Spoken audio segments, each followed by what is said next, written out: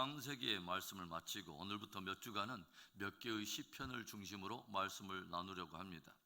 우리가 오늘 함께 나눌 시편 32편은 전체 150개의 시편 가운데 대표적인 7개의 회개시 또는 참회시 중에 하나로 알려져 있는 시편으로 다윗의 시입니다. 하나님의 마음을 쫓았던 신실한 하나님의 사람 다윗은 오늘 시편을 통해서 우리 믿는 이들에게 있어서 참으로 복된 것이 무엇인가를 몇 가지 들려주고 있어요. 우리 믿는 성도들이 진짜 누려야 될 최고의 복은 무엇인가? 첫째로는 회개를 통한 죄사함의 복입니다. 1절과 2절의 말씀, 허물의 사함을 받고 자신의 죄가 가려진 자는 복이 있도다. 마음에 간사함이 없고 여호와께 정죄를 당하지 아니하는 자는 복이 있도다. 오늘 말씀을 조용히 보세요. 허물이 없는 사람이 복이 있도다, 자신의 죄가 없는 사람이 복이 있도다 라고 말하지 않았어요. 왜입니까? 인생 가운데 허물이 없고 죄 없는 인생은 한 사람도 없기 때문이죠. 성경은 모든 사람이 죄를 범하였음에 하나님의 영광에 이르지 못하게 되었다고 분명히 밝히고 있고, 의인은 없나니 한 사람도 없다라고 정확히 못을 받고 있습니다. 그래서 인생은 부득불 전제적으로 죄인으로 태어나 평생의 수많은 죄와 허물을 범하며 살게 되어 있다는 거죠. 그래서 죄인이 아닌 사람이 한 사람도 없고 죄가 없는 사람, 허물이 없는 사람이 한 사람도 없는데, 그래서 참으로 복 있는 사람은 누구인가 하면은 허물의 사함을 받고 죄가 가려짐을 받는 사람이 복되다는 거죠. 여호와 하나님께 정죄를 당하지 않는 사람이 복되다는 것입니다. 여러분, 사람이 죄인이고 그러기 때문에 죄와 허물을 안고 사는데, 그럼에도 불구하고 허물의 사함을 받고 죄가 가려진 자가 복되다면, 또 여호와께 정죄를 당하지 않는 자가 복되다면, 그 말은 무슨 말일까요?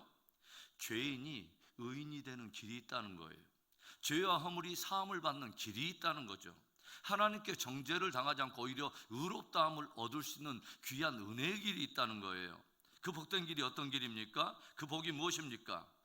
회개를 통해서 죄사함을 얻는 복입니다. 다윗은 죄와 허물이 있음에도 불구하고 그것을 토설하지 않을 때는 종일 신음을 하게 되고 뼈가 쇠하고 마르는 고통이 있었다고 고백을 하고 있어요. 그것은 마치 주의 손이 내 영혼을 짓누르는 그런 진액을 짜내는 고통이었다고 표현하고 있어요.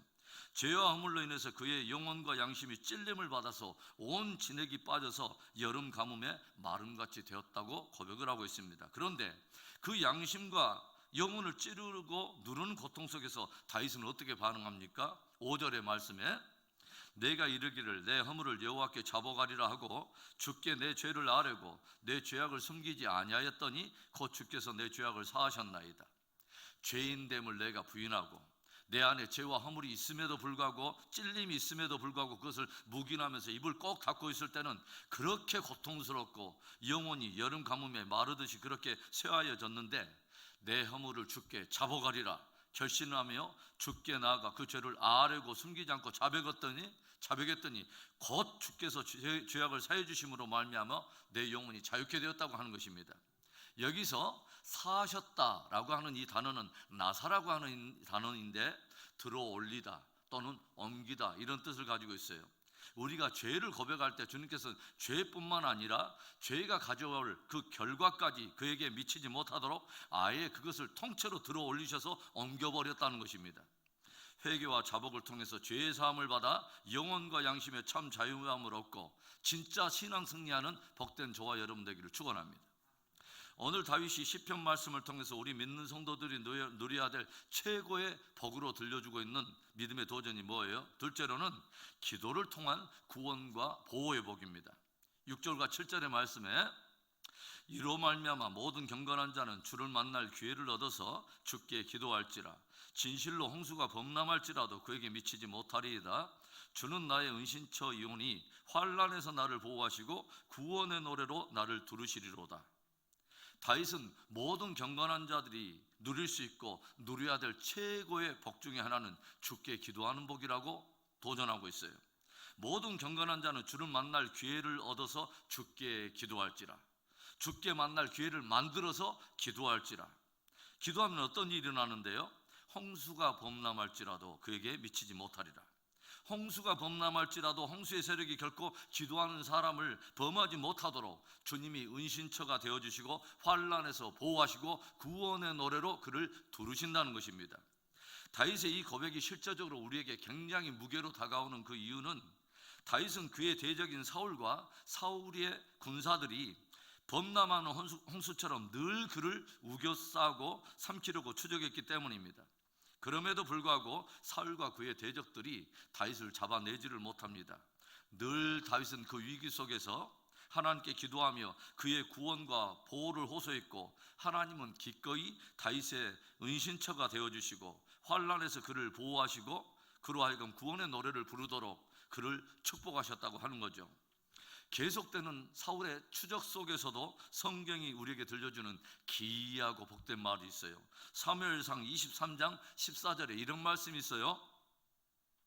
다윗이 광야에 요새도 있었고 또 십광야 산골에도 머물렀으므로 사울이 매일 찾되 하나님이 그를 그의 손에 넘기지 아니하시니라. 여러분, 왕이 혈안이 되어 있고 왕이 부리는 엄한 그 명령 속에서 움직이는 3천 군사들이 모기떼처럼 파리떼처럼 이 광야와 산골을 사사시 뒤지며 다윗을 추적하는데 어떻게 다윗이 잡히지 않을 수 있었을까요? 성경은 들려줘요. 사울이 매일 찾되 하나님이 그를 그의 손에 넘기지 아니하시니라. 성경은 기도의 자리가 최고의 복된 자리라는 것을 성도들에게 들려주고 있어요.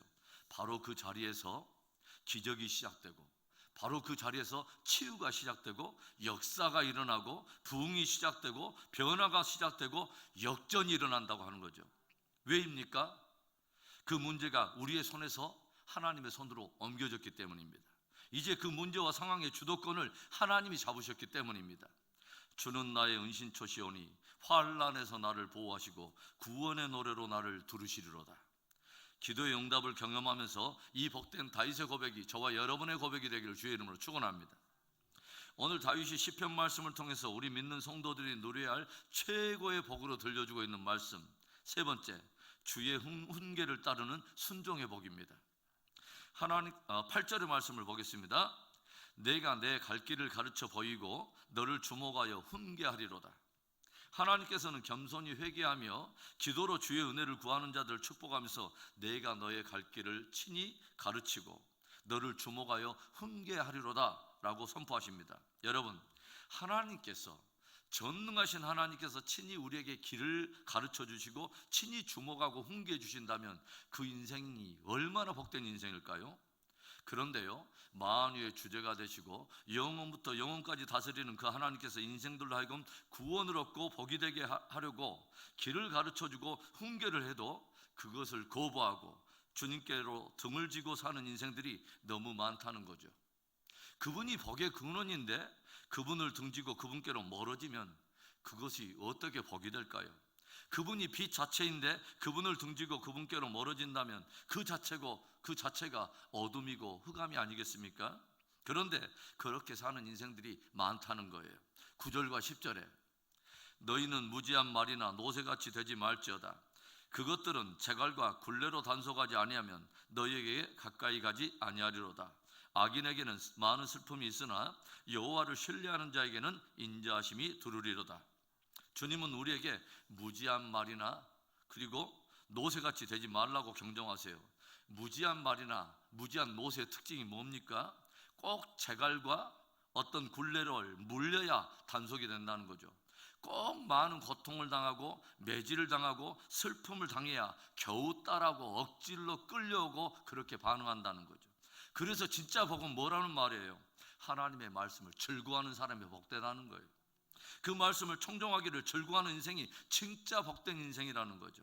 그 마음이 말씀에 대해서 옥토바시고 그 귀가 말씀을 청종하는 귀가 있는 사람은 진짜 복된 인생이라는 거예요.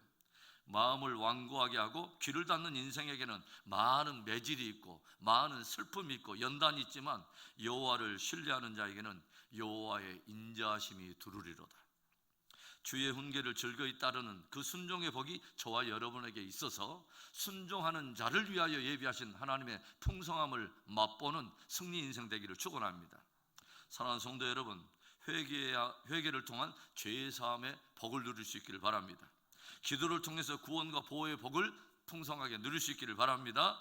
주의 훈계를 따르는 순종의 복을 누리게 되기를 주의 이름으로 축원합니다. 우리 함께 마지막 11절의 말씀을 크게 선포하며 오늘의 말씀을 마치겠습니다. 너희 의인들아 여호와를 기뻐하며 즐거워할지어다. 마음이 정직한 너희들아 다 즐거이 외칠지어다. 아멘.